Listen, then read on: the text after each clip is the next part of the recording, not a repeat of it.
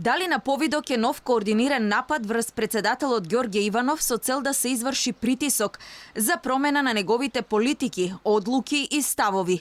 Јавното обвинителство по наводно барање на некои медиуми денеска информираше дека за Иванов води предистражна постапка, откако кај нив пристигнале две анонимни кривични пријави.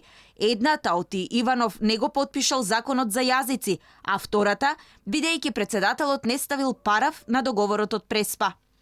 Основното јавно обвинителство Скопје постапува по предистражна постапка во насока на проверка на наводите во пријавите. Со таа цел веќе се побарани податоци и информации од Собранието на Република Македонија и од Кабинетот на председателот на Република Македонија за тоа кога се донесени одлуките во законодавниот дом, односно дали и од кои причини не се потпишани од страна на председателот. Така наречената сива зона или џебно вето не представува никакво кривично дело, коментираат правни експерти, а председателот на државата не е обврзан со рок за да стави потпис на закон кој претходно одбил да го потпише, поради непочитување на уставот и законите, како што му беше ставот за законот за јазиците.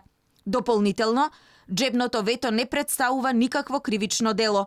Ова е трета предистражна постапка која се објавува во јавноста, се однесува на истрага за председателот.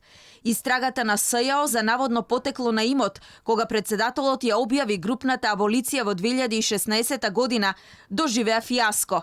Истата судбина ја имаше и предистражната постапка на обвинителството за организиран криминал за наводна вмешаност на лица од кабинетот на Иванов во собраниските настани од 27 април.